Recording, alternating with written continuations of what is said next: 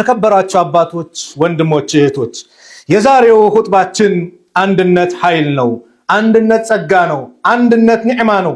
አንድነት ትልቅ ችሮታ ትሩፋት ነው። አንድነት ኃይል ነው። ኃይል መሆኑን አሳይተዋል ነብዩ ሰለላሁ ዐለይሂ ወሰለም። መካ ላይ ያ ሁሉ መከራ ተፈራርቆባቸው የሚወዷትን አገር መካን ለቀው ወደ መዲና በሄዱበት ሰዓት የመጀመሪያ ከተከበሯቸው ተግባሮች መካከል ወንድማማችነትን መፍጠር ነው። 45 አንሷሮችን ከ45 ሙሃጅሮች ጋር ወንድማማቾች አደረጓቸው። ይህ ወንድማማችነት ላኢላሃ ኢላላህ በላኢላሃ ኢላላህ ገመድ የተሳሰረ ነበረ። ለዚህ ነው ታላቁ ሰሃባ ሰዓድ የሚባለው ሰሃባ ለአብዱራህማን ኢብኑ አውፍ ምን አለው? ወንድማማች ሲያደርጉት ነብዩ ሰለላሁ ዐለይሂ ወሰለም እኔ ሁለት ሚስት አለኝ ምረጥ፣ የወደድካትን እፈታልሃለሁ፣ ኢዷን ስጨርስ ታገባለህ፣ የንግድ ቦታ ማርስበታለህ፣ አካፍልሃለሁ፣ ትወስዳለህ። አብዱራህማን ኢብኑ አውፍ ምን አለ? አላህ በቤተሰብም በንብረትም በረካ አላህ ያርግልህ፣ እኔ ሱቅ ብቻ ንግድ ቦታ ብቻ አሳየኝ፣ ይሄን አልፈልግም። ይሄን ያህል ጠንከር ያለ ወንድማማችነት አንድነት ነብዩ ሰለላሁ ዐለይሂ ወሰለም በሰሃቦች መካከል እንዲደረግ አደረጉ። በምን ከተባለ በላኢላሃ ኢላላህ በእኽላስ በዚህ አይነት መንፈስ ለአላህ ተብሎ ሲሆን ሁሌም ጥንካሬ በዛ ይሆናል። ስለዚህም አንድነት ኃይል ነው።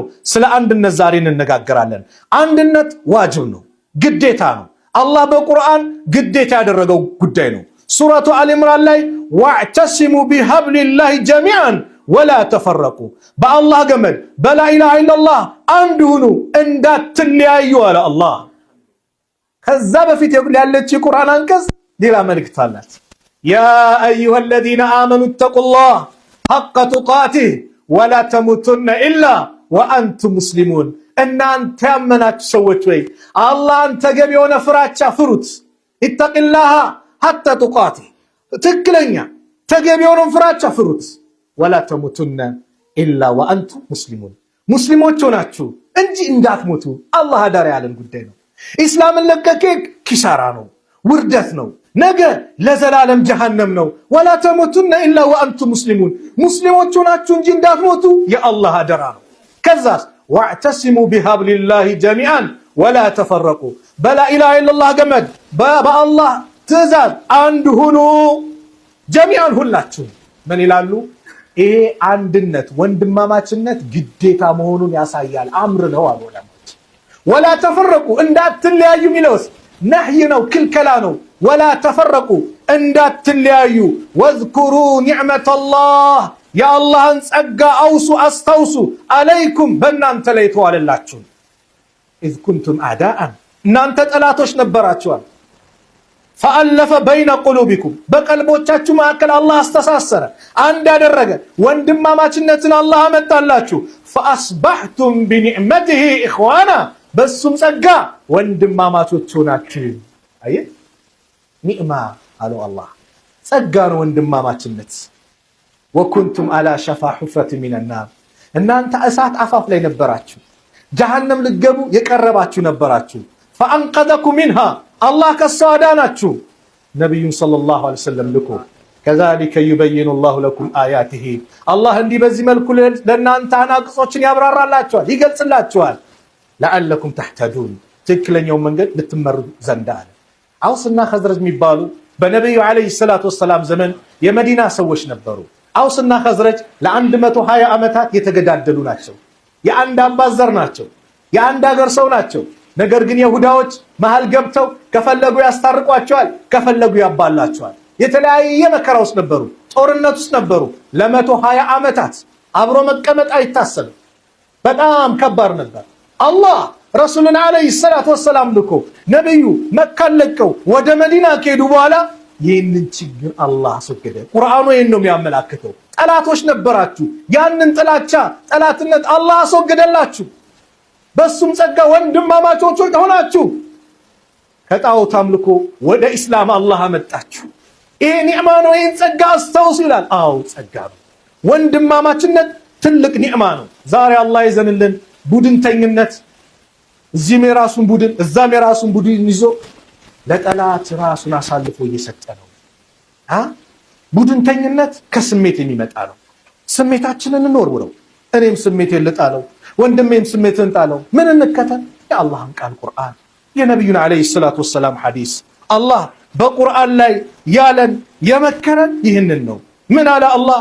እንደው በአንዳች ነገር ካልተግባባችሁ ከተወዛገባችሁ ጉዳያችሁን ወደ አላህ ወደ መልእክተኛው መልሱታል። ያ አዩሃ ለዚነ አመኑ እናንተ ያመናችሁ ሰዎች ወይ አጢዑላህ አላህን ታዘዙ፣ ወአጢዑ ረሱል መልእክተኛውንም ታዘዙ፣ ወኡሊል አምሪ ሚንኩም ከእናንተም የስልጣን ባልተቤቶች ከሙስሊሞች ታዘዙ አለና ፈኢን ተናዛዕቱም ፊ ሸይኢን በአንዳች ነገር ካልተግባባችሁ ከተወዛገባችሁ ፈሩዱሁ ኢለላህ ወረሱል ጉዳያችሁን ወደ አላህ ወደ መልእክተኛው መልሱት። ምን ማለት ነው?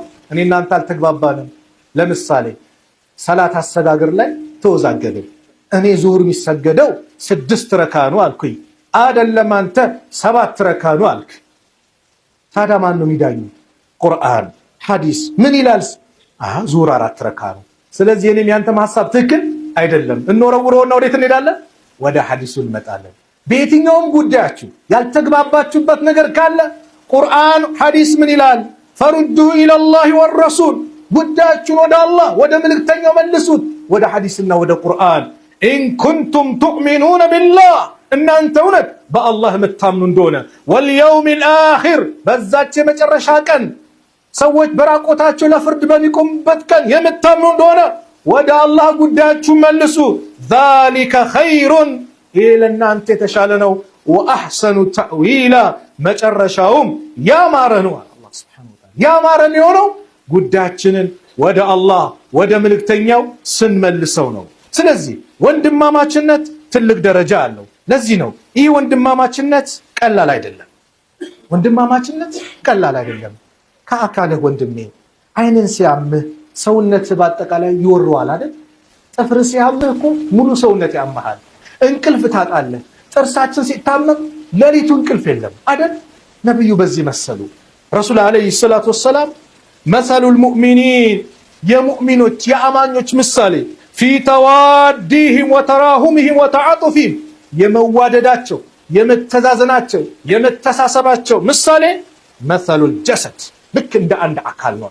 ከአካል የሆነ ነገር ሲታመም እንደሚሰማ የአማኞች ምሳሌ ይሄ ነው። ኢዘሽተካ ሚንሁ ዑድሁን ከሰውነት የሆነ አካል ከታመመ ተድዓ ለሁ ሳኢሩል ጀሰድ ቢሰህሪ ወልሁማ ሌላው ሰውነት በአጠቃላይ በትኩሳት በህመም በምን ይጠራራሉ። ይህ ስሜት ይጋራቸዋል። አንተም የሙስሊም ወንድም ህመም ሊሆን ይገባል። የሙስሊም ጉዳይ ሊሆን ይገባል። መን ለም የህተመ ቢአምሪ ልሙስሊሚን ፈለይሰ ሚንሁም የሙስሊሞች ጉዳይ አላሳስበው ከነሱ አይደለም አሉ ነቢዩ ሰለላሁ ዐለይሂ ወሰለም። ላኢላሃ ኢለላህ ቀላል አይደለም። አንድነታችንን እጅጉን የሚያጠናክር ነው። አረቦች የተበታተኑ ህዝቦች ነበሩ። በጎሳ በምን የሚበላሉ ነበሩ። ኢስላም መጣና ግን አንድ አደረጋቸው። አንድ መድረክ ላይ ሰበሰባቸው። እንኳን ከራሳቸው ጎሳ ከሌላውም አምጥቶ አንድነት መጣ። ቢላልን ከሀበሻ፣ አቡበከርን ከቁረይሽ፣ ሱሃይብን ከሩም፣ ሰልማንን ከፋርስ፣ አብደላህ ብኑ ሰላምን ከየሁዲ አምጥቶ አንድ ቦታ ሰበሰባቸው። የላኢላሃ ኢለላህ ቁዋ ቀላል አይደለም። ስለዚህ ወንድማማችነታችንን አንድነታችንን እናጠናከር። አንድነት ኃይል ነው፣ ቁዋ ነው። አንዲት ታሪክ ታውቃላችሁ? የሶስቱ በሬዎች ታሪክ። ጥቁር አለ፣ ቡኒ ነገር አለ፣ ነጭ በሬ አለ። ጅብ መጣና ይባላል እኔ እኮ ከእናንተ ጋር ሰላም ነኝ አላቸው። ማን ጋር ተለይቶ መጥቶ ነው? ወደ ጥቁርና ወደ ቡኒ። ይሄ ነጩ ከእናንተ በጣም ተለይቶ ስለሚታይ እሱ እየወሰወሰኝ ነው። ስለዚህ እሱን እንትን ልበል በቃ ከእናንተ ጋር እሺ እኛም ካለካሉና ነጩን በላ። አሁንም መጣና ጥቁሩ ጋር እኔ ያው ከአንተ ጥቁር ነህ አትታይም፣ ከአንተ ጋር ችግር የለብኝ። ይሄ ቡኒው ግን አሁንም ትንሽ እያስቸገረኝ እንደው ቡኒውን በቃ ከኔ ጋር ሰላም ትሆን እሱን እሺ ፈቅዳ ብቻውን አግኝቶ በላው። የዛኔ ብቻውን ማን ቀረ? ጥቁሩ ቀረ። ጥቁሩን መጥቶ ሲበላው ምን አለ? እኔ የተበላሁት ነጭ የተበላ ጊዜ ነው። መልእክቱ ግልጽ ነው። እኔ አይመለከተኝ የሆነ እንደሚሆን ነገር ሲሆን የሙስሊሞች ጉዳዩን ነገር ሲሆን እኔ እኛ ጋር አልመጣም። የሆነ መስጊድ እዚህ ጋር ይፈርሳል እኔ አይመለከተኝ ስትል አንተ ጋር ይመጣል። የሁሉም ጉዳይ ነው። መን ለም የህተመ بأمر المسلمين فليس منهم የሙስሊሞች ጉዳይ ያላሳሰበው ከነሱ አይደለም። ኢስላም ማለት ከባድ ዲን ነው። ነብዩ ሰለላሁ ዐለይሂ ወሰለም በተለያየ ሐዲስ የነገሩን ወንድማማችነት ከባድ መሆኑን፣ አንድነት ማለት ከባድ መሆኑን ሐጀተል ወዳ ላይ በአያመ ተሽሪቅ ቀናት ውስጥ ነብዩ ሰለላሁ ዐለይሂ ወሰለም አንድ መልእክት አስተላለፉ።